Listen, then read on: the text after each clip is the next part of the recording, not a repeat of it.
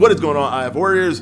So studies have declared the 3 intermittent fasting protocols that have prevailed over all others based on data. These are the data-based 3 best intermittent fasting systems to use.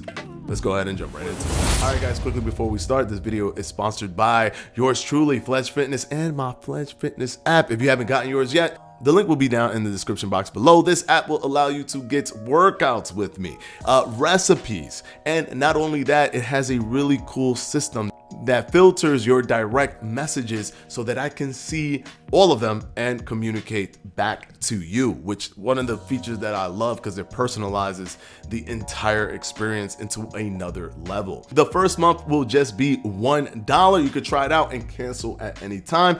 Click the link down in the description box below. Trust me, you won't regret it. New videos every single month. All right, let's go ahead and jump into the video. Now, a study that was done by Day and colleagues, really not so much of a study, but just a overall look at the data, the pool, the breadth of information that we have out there, even as early as the 1960s, looking at things of fasting related fitness and just for health purposes. They've seen it all. There's so much data, and when it all boils down to everything, to every minute data point, they're realizing, researchers, that one, intermittent fasting is incredibly useful and just as safe as caloric restriction in terms of the usage. Now, there's still certain points that we're not aware of to a greater extent. For example, long-term usage.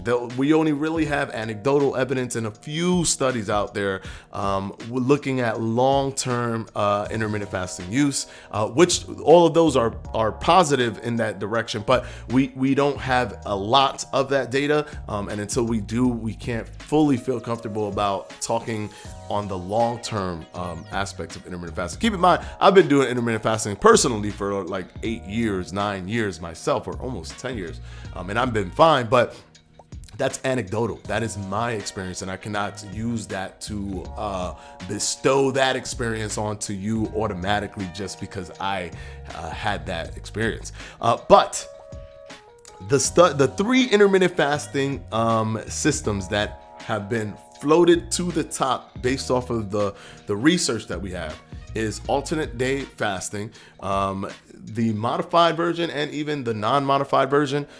With the modified version is where you eat 500 calories on the days that you're fasting, and the non-modified version is where you eat nothing at all until your fasting window opens up.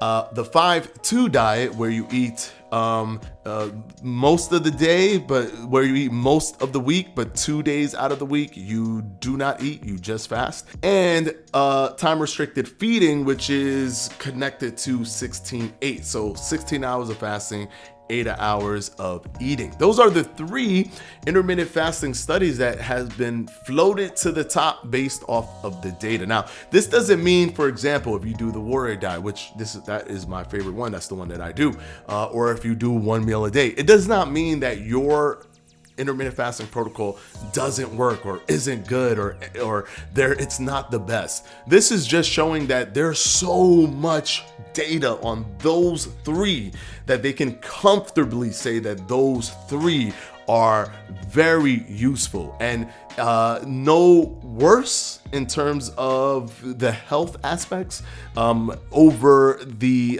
just normal caloric restriction, like if you were just to do calorie restriction as opposed to doing the intermittent fasting system. They also have broken so many different myths, including loss of concentration or weakness. They've shown that it could happen, but it could also happen when someone is at a caloric restriction, a normal caloric restriction, not even a high caloric restriction, just a normal one. They could have that feeling. It's all based on things that are habit forming situations. But when looking at the studies, they did not see this indication of people having less concentration or being tired. They actually saw the opposite of people increasing in concentration, increasing in energy, even though they were not consuming food during those fasting periods.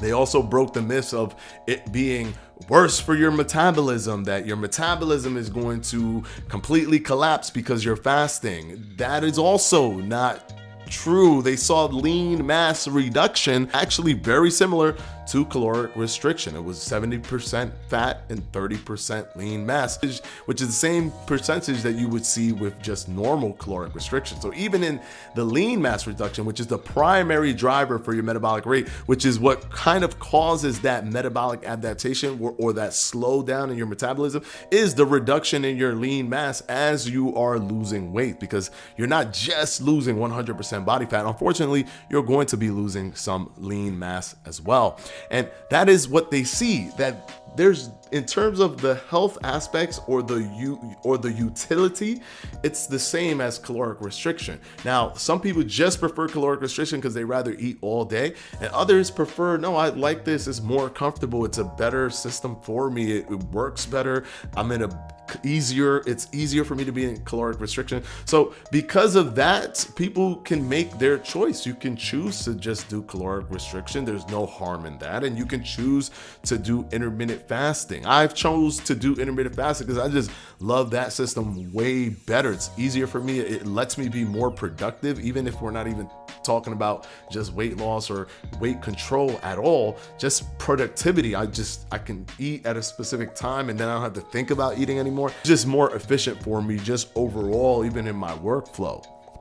But it's interesting because now we're seeing that they're creating recommendation studies where they're now telling people in the medical field, like, hey, look, this is something that you can recommend to patients or to people to use for reduction in body fat. So I just found that interesting, wanted to talk about it. Let me know what you guys think about this in the comment section below. I definitely want to hear your thoughts. Do you do any of those three, or do you guys do anything outside of those three? Like me, I do the warrior diet. Or do you guys do 1 meal a day? Because I know that's very popular. Warrior diet and 1 meal a day are also very popular intermittent fasting systems, but these are the ones that carry the most potent data that exist right now. All right, guys, as always, Patreons will be pinned in the comment section below, and I'll see you in the next one. Peace.